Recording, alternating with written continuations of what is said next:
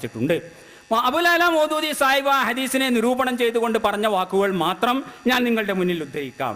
ഈ ഹദീസിൽ നിന്ന് ചില ആളുകൾ തജ്ദീദിനെയും മുജദ്ദിദുകളെയും കുറിച്ച് തികച്ചും തെറ്റായ ഒരു സങ്കല്പം സൃഷ്ടിച്ചിരിക്കുന്നു. അലാ റൈസി കുല്ലി മിഅത്തി സനത്തിൻ എന്നതിനവർ ഓരോ നൂറ്റാണ്ടിൻ്റെയും തുടക്കമെന്നോ ഒടുക്കമെന്നോ വിവക്ഷ കൽപ്പിക്കുന്നു.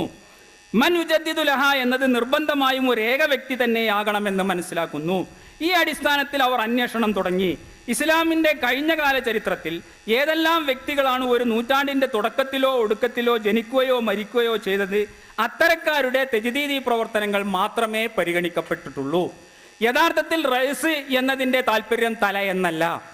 ഏതെങ്കിലും വ്യക്തിയോ സമൂഹമോ പ്രത്യക്ഷപ്പെട്ടുകൊണ്ട് സ്വന്തം കാലഘട്ടത്തിലെ ചിന്തയിലും വിജ്ഞാനത്തിലും കർമ്മരംഗത്തും പ്രകടമായ സ്വാധീനം ചെലുത്തുക എന്നതാണ് അതുകൊണ്ട് ഉദ്ദേശിക്കുന്നത്. മൻ എന്ന അറബി പദം ഒരു വ്യക്തിക്ക് പ്രയോഗിക്കാവുന്നത് പോലെ നിരവധി വ്യക്തികൾക്കുമാകാം. നബി സല്ലല്ലാഹു അലൈഹി വസല്ലമയുടെ അരുളപ്പാടിൻ്റെ താല്പര്യം ഇതത്രേ: ഇസ്ലാമിക ചരിത്രത്തിലെ ഒരു നൂറ്റാണ്ടും ജാഹിലിയത്തിനെതിരെ സമരം നയിക്കുകയും ഇസ്ലാമിനെ അതിൻ്റെ ആദിമ വിശുദ്ധിയിലേക്കും ചൈതന്യത്തിലേക്കും തിരിച്ചു കൊണ്ടുപോകാൻ കഠിനാധ്വാനം ചെയ്യുകയും ചെയ്യുന്ന വ്യക്തികളില്ലാതെ കഴിഞ്ഞു പോയിട്ടില്ല. ഒരു നൂറ്റാണ്ടിലെ മുജദ്ദിദ് ഒരു വ്യക്തി തന്നെ ആയിക്കൊള്ളണമെന്നില്ല. ഒരേ നൂറ്റാണ്ടിൽ തന്നെ വ്യത്യസ്ത വ്യക്തിത്വങ്ങൾ ഈ സേവനം നിർവഹിച്ചെന്നും വരാം എന്ന് മൗദൂദി സാഹിബ് പറയുന്നുണ്ട്. അപ്പോൾ ഇതാണ് യഥാർത്ഥത്തിൽ ഈ തജ്ദീദിൻ്റെ യാഥാർത്ഥ്യം എന്ന് നമ്മൾ മനസ്സിലാക്കുക. ഈ അടിസ്ഥാനത്തിലാണ് കഴിഞ്ഞുപോയ നൂറ്റാണ്ടുകളുടെ തജ്ദീദി പ്രവർത്തനങ്ങൾ നടത്തിയ നവോത്ഥാന നായകന്മാരെ മൗദൂദി സാഹിബ് എണ്ണുന്നത്. അതിൻ്റെ അടിസ്ഥാനത്തിലാണ് ഉമർ ഇബ്നു അബ്ദുൽ അസീസ്, അതുപോലെ മദ്ഹബിൻ്റെ 4 ഇമാമുകൾ, ഇമാം ഗസാലി, ഇമാം ഇബ്നു തൈമിയ, ഷെയ്ഖ് അഹമ്മദ് സർഹിന്ദി, ഷാഹ് വലിയുല്ലാഹു ദഹ്ലവി, സയ്യിദ് അഹമ്മദ് ബറേൽവി, ഷാ ഇസ്മായിൽ ഷഹീദ് പോലെയുള്ള ആളുകളെ ഈ മുജദ്ദിദുകളുടെ പരമ്പരയിൽ അദ്ദേഹം എണ്ണിയത് എന്ന് നമ്മൾ മനസ്സിലാക്കുക. അങ്ങനെ ഈ രൂപത്തിൽ ഇസ്ലാമിൻ്റെതായ ഈ പ്രയാണം അത് മുന്നേറിയും പിന്നോട്ട് പോയും ഉയർന്നും താഴ്ന്നുമൊക്കെയുള്ള ആ സംഭവ പരമ്പരകളാണ് ചരിത്രത്തിൽ നമുക്ക് കണ്ടെത്താൻ സാധിക്കുന്നത്. ഈ പരമ്പരയിലെ ഏറ്റവും അവസാനത്തെ നവോത്ഥാനത്തിൻ്റെ കണ്ണിയാണ് ഇപ്പോൾ ജമാഅത്തെ ഇസ്ലാമി എന്നാണ് നമ്മൾ വിശ്വസിക്കുന്നത്. കാരണം നേരത്തെ നമ്മൾ പറയുകയുണ്ടായി, ഇസ്ലാമിനെ അതിൻ്റെ വിശുദ്ധിയിലേക്ക് തിരിച്ചു കൊണ്ടുപോവുകയും അതിൻ്റെ പൂർണ്ണമായ രൂപത്തിൽ സംസ്ഥാപിച്ച് നിലനിർത്താൻ വേണ്ടി ശ്രമിക്കുകയും ചെയ്യുക എന്ന ദൗത്യമാണ് ഈ മുജദ്ദിദുകൾക്ക് നിർവഹിക്കാനുള്ളത്, അല്ലെങ്കിൽ നവോത്ഥാന പ്രവർത്തനങ്ങളിൽ ഏർപ്പെട്ടവർക്ക് നിർവഹിക്കാനുള്ളത് എന്ന്. പല സംഘടനകളും പല വിഭാഗങ്ങളും മുസ്ലിമീങ്ങളുടെയും അല്ലാത്തവരുടെയും ഒക്കെ ആയിക്കൊണ്ട് നമ്മുടെ ഇടയിൽ ഉണ്ട് എങ്കിലും ഈ രൂപത്തിൽ ഇസ്ലാമിനെ അതിൻ്റെ ആദിമമായ വിശുദ്ധിയിലേക്കും അതിൻ്റെ പൂർണ്ണമായ അവസ്ഥയിലേക്കും തിരിച്ചു കൊണ്ടുപോകുന്നതിന് വേണ്ടി നിലനിൽക്കുകയും പ്രവർത്തിക്കുകയും ചെയ്യുന്ന ഒരു വിഭാഗം എന്ന രൂപത്തിൽ ജമാഅത്തെ ഇസ്ലാമിയെയാണ് നമുക്ക് ഇന്ത്യ പാക് ഉപഭൂഖണ്ഡത്തിൽ കാണാൻ സാധിക്കുന്നത്. കുറച്ചും കൂടി വ്യക്തമായി തെളിയിച്ചു പറയുകയാണെങ്കിൽ, നാം ഈ 20-ാം നൂറ്റാണ്ടിലേക്ക് കടന്നു വരുന്നു. 20-ാം നൂറ്റാണ്ട് മുതൽ ഒരു പുതിയ ചരിത്ര പരമ്പര ആരംഭിക്കുകയാണ്. ഈ 20-ാം നൂറ്റാണ്ട് മുസ്ലിം ലോകത്തെയും ഇസ്ലാമിക സമൂഹത്തെയും സംബന്ധിച്ചിടത്തോളം കാളിമ പരത്തിയ ഒരു നൂറ്റാണ്ടായിരുന്നു എന്ന് നമുക്ക് മനസ്സിലാക്കാൻ സാധിക്കും. അഥവാ 13.5 നൂറ്റാണ്ട് കാലം നിലനിന്ന ഖിലാഫത്ത്, പേരിനെങ്കിലും നിലനിന്നുണ്ടായിരുന്ന ഖിലാഫത്തിൻ്റെ പതനങ്ങൾ സംഭവിക്കുകയുണ്ടായി. മുസ്ലിം ലോകം മുഴുവൻ തന്നെ പാശ്ചാത്യ കോയ്മകൾക്ക് അധീനപ്പെടുന്ന ഒരു സാഹചര്യം ഉണ്ടായി. അങ്ങനെ ആ പാശ്ചാത്യരുടെ കീഴിൽ അവരുടെ കീഴാളന്മാരോ അല്ലെങ്കിൽ അവരുടെ സാമ്രാജ്യത്വ ആധിപത്യത്തിൻ്റെ പ്രജകളോ ആയിക്കൊണ്ട് കഴിഞ്ഞുകൂടുന്ന, അങ്ങനെ ജീവിതത്തിൻ്റെ എല്ലാ മണ്ഡലങ്ങളിൽ നിന്നും ഇസ്ലാമിനെ നിഷ്കാസനം ചെയ്യുന്ന ഒരു പതനത്തിലേക്ക് മുസ്ലിം സമൂഹം തള്ളി നീക്കപ്പെടുകയുണ്ടായി എന്നത് ഒരു യാഥാർത്ഥ്യമാണ്. ഇതിൻ്റെ അടിസ്ഥാനത്തിൽ തന്നെ പിന്നീട് മുസ്ലിം ലോകത്ത് സംഭവിക്കുന്നത് എന്താണ് എന്ന് നമ്മൾ ചിന്തിച്ചാൽ, അവിടെ മതം വേറെയാകുന്നു, രാഷ്ട്രം വേറെയാകുന്നു. ഭൗതികമായ ജീവിതവും അതുപോലെ തന്നെ സാമൂഹികമായ മണ്ഡലങ്ങളുമൊക്കെ മതത്തിൽ നിന്ന് പൂർണ്ണമായും അകറ്റപ്പെടുന്നു. വ്യക്തികൾ അവരുടെ വ്യക്തിപരമായ രഹസ്യമായ ജീവിതത്തിൽ, സ്വകാര്യ ജീവിതത്തിൽ മതപരമായ ചില ശിക്ഷണങ്ങളൊക്കെ കൊണ്ടു നടക്കുക എന്നല്ലാതെ കണ്ട് മതത്തെ സാമൂഹ്യ ജീവിതത്തിൻ്റെ ഒരു നിയാമക ശക്തിയായിക്കൊണ്ട് അംഗീകരിക്കുക എന്ന് പറയുന്നത് ഈ കാലഘട്ടത്തിന് ഒരിക്കലും തന്നെ അനുയോജ്യമായിരുന്നില്ല, സ്വീകാര്യമായിരുന്നില്ല.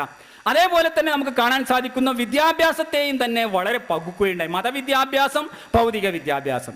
മതവിദ്യാഭ്യാസം എന്ന് പറയുന്നത് മനുഷ്യൻ്റെ ആത്മീയമായ കാര്യങ്ങളും മതപരമായ അവൻ്റെ വ്യക്തി നിയമങ്ങളെ സംബന്ധിച്ച് പ്രതിപാദിക്കുന്നതുമായ കാര്യങ്ങളെ സംബന്ധിച്ചുള്ള പഠനം, അതിൻ്റെ പഠനവും അതിൻ്റെ വിദ്യാഭ്യാസവും അതിൻ്റെ സേവന വൃത്തവും ഒക്കെ മനുഷ്യന്റെ പൊതുജീവിതവുമായി വേർപെടുത്തപ്പെട്ടു.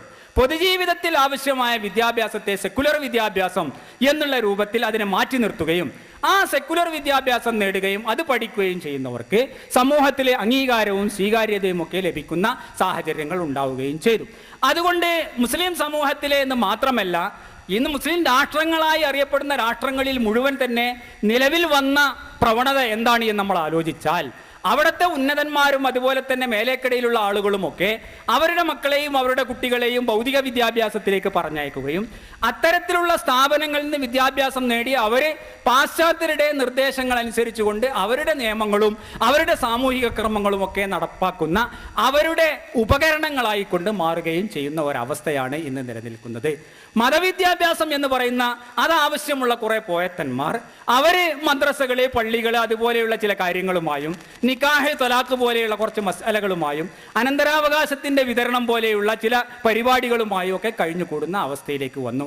അങ്ങനെ പൊതുജീവിതത്തിൽ നിന്ന് മതത്തിൻ്റെതായ എല്ലാ സ്വാധീനവും നിഷേധിക്കപ്പെടുകയും തള്ളിമാറ്റപ്പെടുകയും ഉണ്ടായി എന്ന് നമുക്ക് കാണാൻ സാധിക്കും.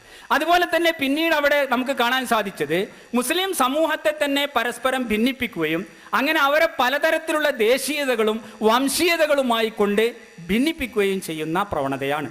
അതിൻ്റെ അടിസ്ഥാനത്തിൽ അറബികൾ വേറെയായി, അതുപോലെ തുർക്കികൾ വേറെയായി, അതുപോലെ തന്നെ ഇറാനികൾ വേറെയായി, ഇന്ത്യക്കാരായ ആളുകൾ അവർ വേറെയായി. ഇങ്ങനെ ദേശീയതയുടെ സങ്കുചിതമായ വികാരങ്ങൾ ഉണർത്തിവിട്ടുകൊണ്ട് ഈ ലോകത്ത് മുഴുവൻ തന്നെ വ്യാപിച്ചു കിടന്നിരുന്ന മുസ്ലിം സമൂഹത്തെ മുഴുവൻ കഷ്ണം കഷ്ണങ്ങളായിക്കൊണ്ട് വേർതിരിക്കുകയും അങ്ങനെ അവരിൽ മുഴുവൻ ഒരിക്കലും തന്നെ ചേരാത്ത വിധത്തിലുള്ള അകൽച്ച ഉണ്ടാക്കിയെടുക്കുകയും ചെയ്യുന്നതിൽ ഈ പാശ്ചാത്യ ശക്തികൾ വിജയിച്ചു എന്നുള്ളത് നമുക്ക് കാണാൻ സാധിക്കും.